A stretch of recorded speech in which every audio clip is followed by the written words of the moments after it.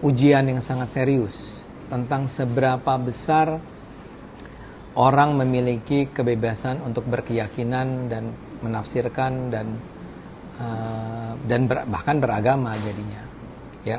Karena itu ini tidak bisa dibiarkan bergulir begitu saja tanpa ditangani secara serius.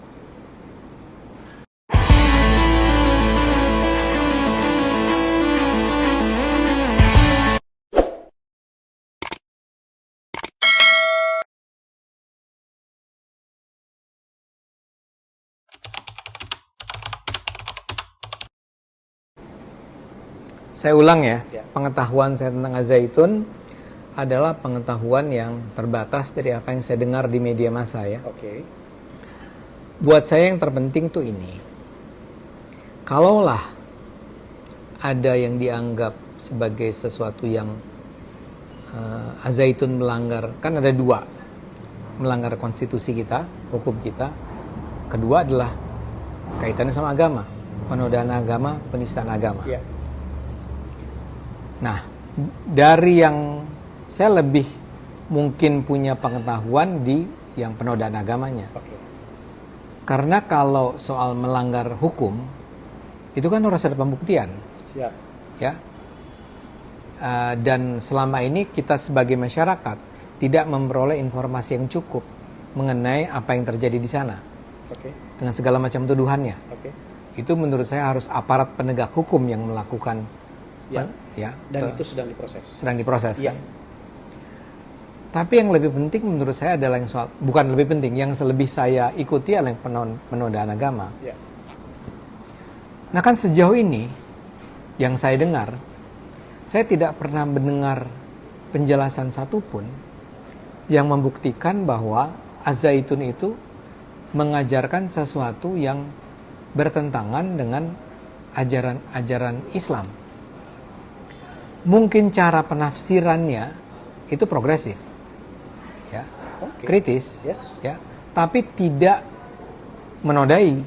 Itu kan adalah sebuah hal yang sama sekali berbeda. Oke. Kalau Anda menginterpretasikan agama dengan cara tertentu yang barangkali berseberangan atau berbeda dengan mainstream, Dan itu pasti. dan itu saya rasa terjadi ya, Oke. ya. Itu kan tidak berarti Anda sedang berusaha melecehkan agama atau menodai atau menista. Betul. Jadi jangan main-main tuh dengan istilah menodai, menista agama. Ya.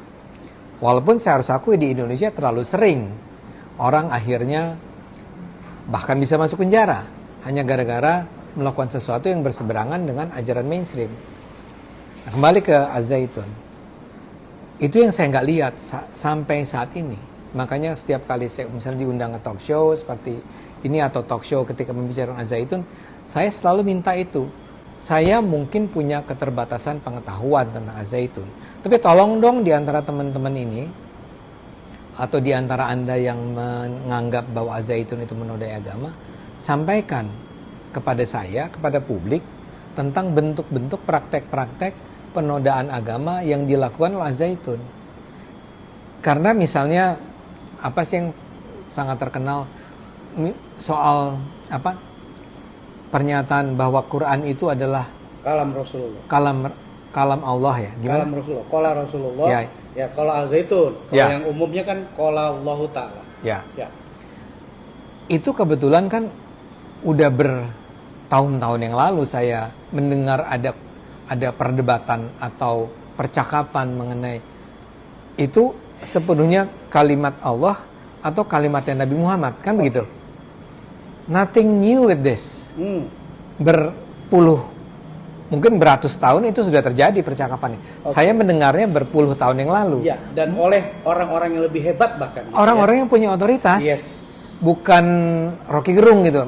Maksudnya bukan orang yang nggak belajar agama. Saya akan mengconsider myself sebagai orang yang nggak belajar agama. Saya cuma pakai common sense. Ini enggak. Ini ada ahlinya sudah mengatakan itu. Kalau itu, makanya saya ulang ya.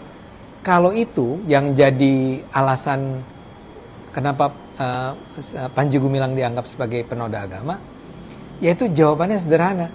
Enggak kok, itu adalah diskusi yang sudah cukup lama. Iya nggak? Itu pandangan saya. It's a matter of perspective. Oke. Dan perspektif atau cara pandang atau argumentasi adalah sesuatu yang nggak bisa dipidanakan. Kecuali Anda mengada-ada, ya. Kecuali Anda mengada-ada. Mengada-ada pun saya akan koreksi sedikit. Ya. Tergantung mengada-adanya sejauh apa. Misalnya kayak yang orang makan kriuk babi itu pakai bismillah gitu. Ya masa itu dipidanakan, itu kan salahnya di mana gitu kan? Apalagi Panji Gumilang tidak melakukan itu. Apalagi perempuan menjadi imam sholat, bahwa sholat itu laki dan perempuan. Ya, safnya. Lah kan saya juga pernah umroh gitu kan. Saya akan bilang menjadi saksi. Waktu saya juga umroh juga begitu kok gitu ya. Terus apalagi yang selama ini sering diangkat. Makanya saya selalu bilang, oh yang ini yang soal yang tadi boleh berzinah asal bayar itu loh. Tapi kan kemudian sudah dibantah oleh orang yang pernah bertahun-tahun Betul. di sana ya. Yes. Ya. Jadi kecuali Anda bisa buktikan nih, wahai para orang yang menuntut Panji Gumilang, bisa nggak Anda tunjukin? Saya nggak mau menjudge saat ini, ya, karena saya cuma mengandalkan media massa. Saya cuma pakai logika nih. Nah karena itu menurut saya jadi penting nih bagi pihak-pihak yang netral itu membaca apa yang dikatakan oleh Panji Gumilang, membaca apa yang dituduhkan terhadapnya, mencari verifikasi, mencari pembuktian, dan minta pendapat-pendapat yang otoritatif. Makanya penting orang yang sekolah di UIN gitu ya, untuk memberikan pendapat. Karena kalau saya aja bisa bilang, itu sih udah lama diskusi semacam ini. Apalagi kalau Anda adalah scholar di dunia kajian Islam. Itu pendapat saya. Jadi buat saya harus bedakan ya antara pelanggaran hukum pidana konstitusi itu dengan penodaan agama. Sejauh ini saya ulang ya, yang penodaan agama saya nggak nemu ada sesuatu yang menodai agama dari apa yang dilakukan.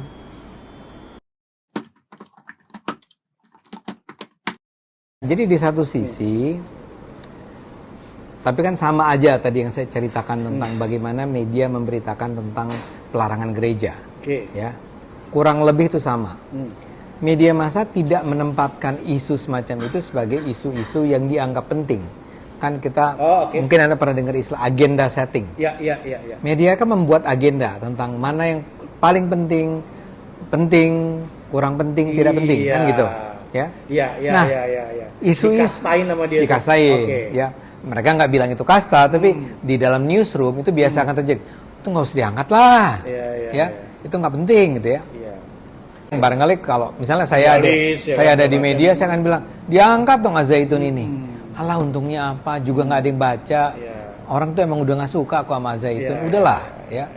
Nah, itu juga dengan gereja. Ngapain sih ngangkat berita tentang gereja? Bikin terang.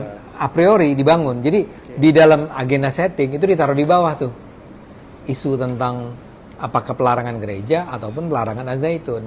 Itu satu. Sehingga itu hasil apa? Abang bisa ngomong itu hasil apa? Yang mananya? Teorinya sih ada. Tadi bahwa pelarangan dan lain-lain itu ditaruh di bawah gitu. Itu buktinya adalah kalau yang saya lakukan selama ini, misalnya saya bikin tulisan-tulisan tuh tentang betapa media massa abai, ya. Jadi gimana ngukur sesuatu itu dalam prioritas agenda media itu ditaruh di bawah ketika dia sebetulnya terjadi tapi dia nggak muncul di media. Sesuatu yang sebenarnya terjadi tapi tidak muncul di media itu dianggap ditaruh di bawah dalam agenda prioritas. Nah kedua adalah baru. Yang pertama kan tidak muncul, tidak diberitakan, tidak diangkat, disebut tapi hanya seperti selintas. Biasa itu yang satu. Gitu, Itu yang satu.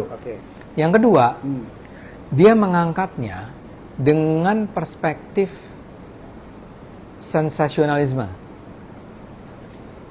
Sesuatu dilihat dari sisi menjual tidaknya, dan kemudian ketika dia diangkat, itu diangkat dalam perspektif yang seringkali jadinya itu merugikan orang yang menjadi korban sebenarnya. Ya, saya kasih contoh. Az-Zaitun ini kan sebuah topik yang luar biasa menarik sebenarnya. Tapi menarik ya buat abang, menarik ya? Nggak buat masyarakat sebetulnya. Sebetulnya.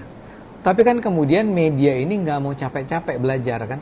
Dia cari aja yang paling menariknya. Misalnya ketika isunya adalah bahwa ternyata di Az-Zaitun itu diizinkan untuk berzinah. Bang. Itu yang diangkat. Ya kan? Ya. Oke. Tapi sebuah pelaporan yang komprehensif, yang mendalam, yang tidak hanya mengutip pendapat-pendapat tanpa kemudian dielaborasi lebih jauh, diverifikasi lebih jauh, itulah yang terjadi akhirnya.